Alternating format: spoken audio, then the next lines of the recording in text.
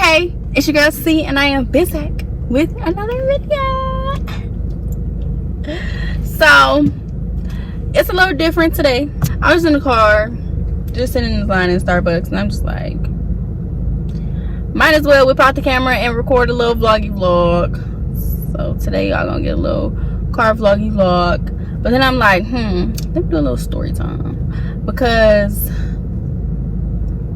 I just been dealing with stuff mentally and emotionally, and I need to be able to talk to.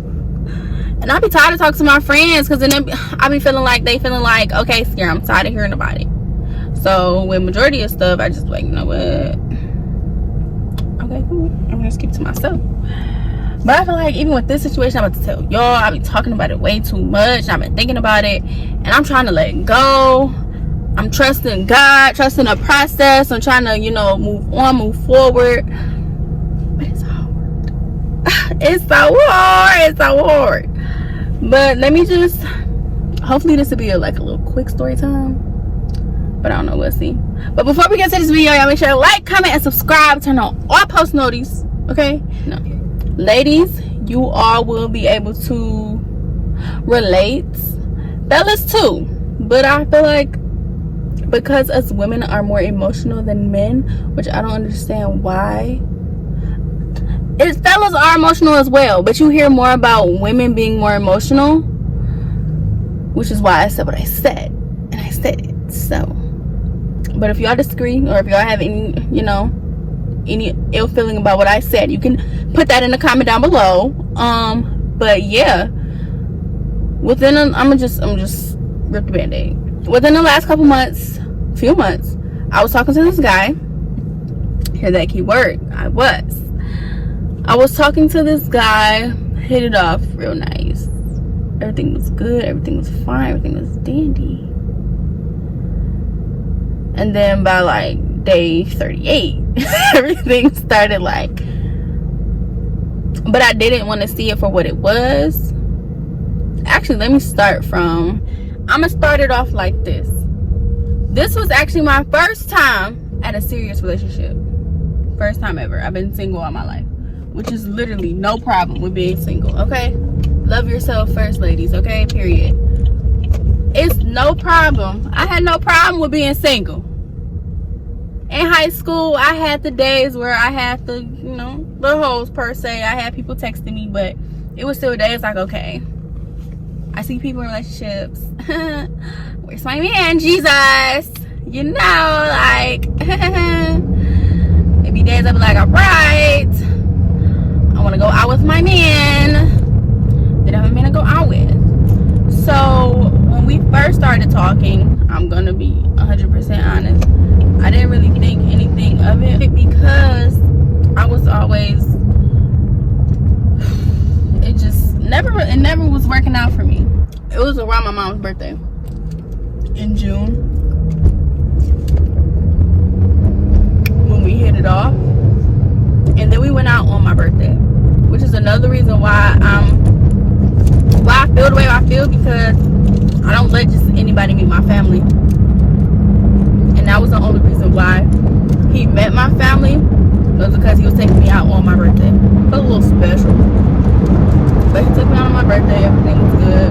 A month passed, everything was good. But even in between that month, red flag number 1, he had just broke up with his girlfriend a couple months before we started talking. What he kept telling me was, he was basically dogging her. But what he kept telling me was, I really like you.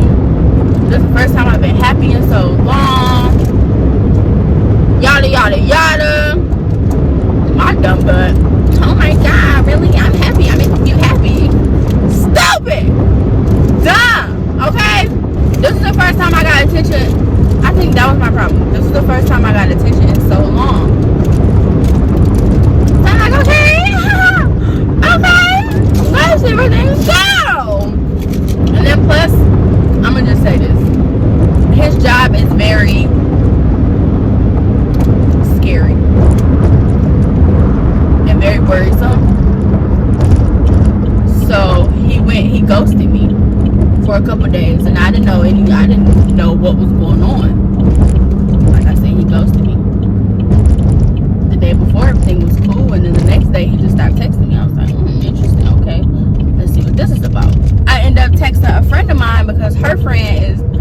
because her boyfriend is friends with the guy. So I'm like, listen, sis, I need you to text your man and tell him to tell his mans to text me, because I don't know what the freak is going on. This nigga, he went 2 whole days without saying anything.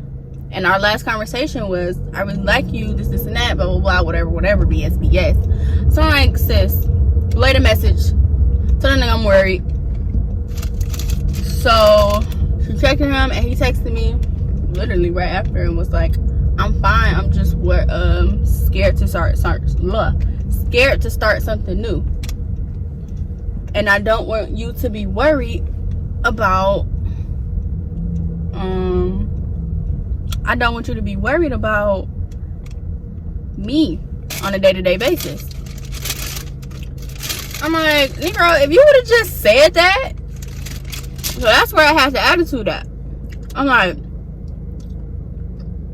I know what I signed up for, but then in my head, I'm like, we're going too fast.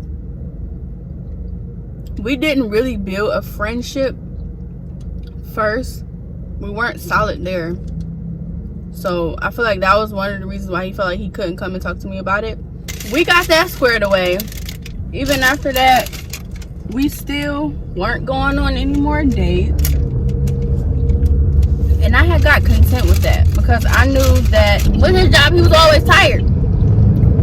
But I'm like, if he say he want me like he say, then he ain't nothing gonna stop him. So in between that time, I basically forgot my worth, because I was settling with anything. And like I said before, this is my first time. I'm not the type to argue about anything. I hate arguing. It pisses me off. I should never get to have the urge to raise my voice at anybody. Ever. So it was just stuff that I would avoid to avoid arguments. But even still, in his problem and how he felt, he still wasn't communicating and telling me anything,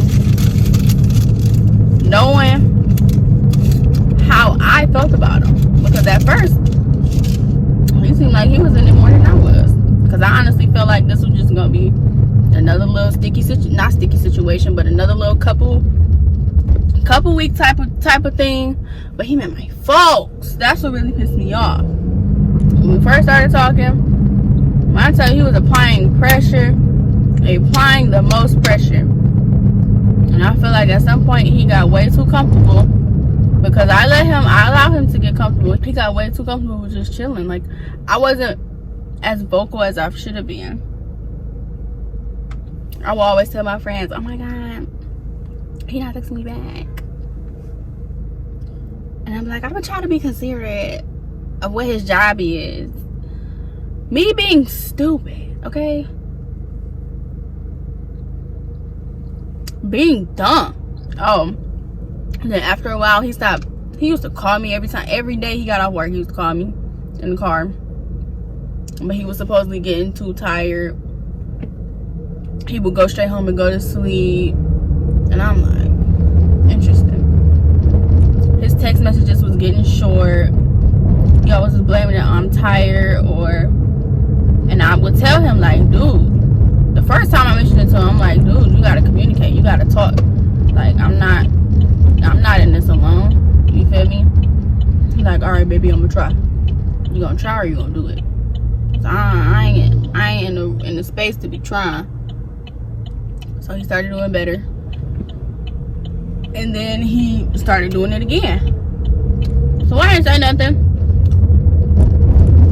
I started being on his time and doing what he was doing, but he didn't say nothing to what I was doing either. He just started moving different too. I'm like, oh, okay. Then at some point, I just realized I was making more effort than he was.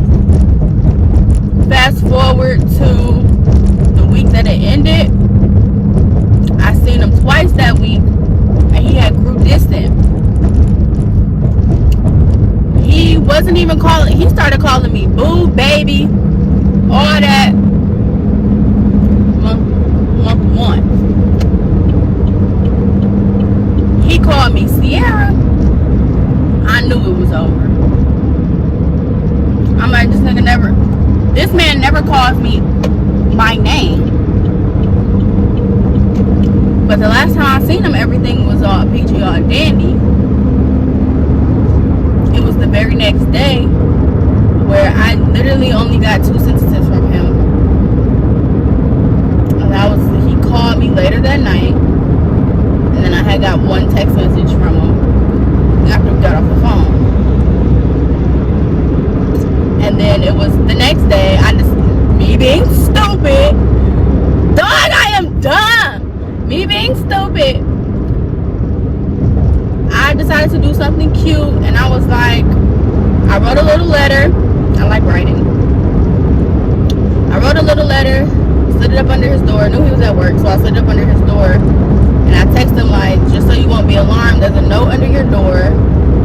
It's from me. There's nothing to be worried about. Just call me when you get this. He read it. Let me slow down. He read it. He got home. Texted me at 1 a.m. I put the letter under his door around 3 o'clock p.m. So that whole day, I'm like, okay, is he off work? Is he not off work? I'm like, maybe he's working double. Maybe he's doing this. Maybe he's doing it. So 1 a.m. he texted me. Talking about, hey, I just got your note. There's some things that's going on. And it's something about messing up his mental. And something, especially now. My dumb butt definitely should have called him. I read it. He said, what he say? You might be asleep right now, so I'm not gonna wake you, dumb. Because right when he texted me, I opened it, and I should have called him. But I did. So in that very next morning, I actually barely got sleep that night. When I tell y'all my feelings was too deep into this man too soon, but that night I barely got any sleep. That's first. Barely got any sleep. And then in the morning, I sent him this really long message. Just talking about, what did it say? I just knew it was long. But in the end of it, I said, call me when you can so we can have, I said, the least you can do is call me so we can have an adult conversation. That was the ending that I said. And I honestly still don't think that he read it to this day. And that was almost 2 weeks ago. But even still, that was the last message I sent. But, and even before that same week, I already had his stuff packed up. Because I had a few of his things. So I already had his stuff packed up in my backseat of my car.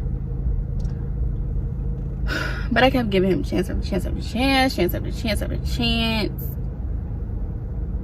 And I was just through with it. Like, I'm not about to keep walking on eggshells because you feel like that you can't talk to me. Especially how you made it seem how we are, how we're going to be.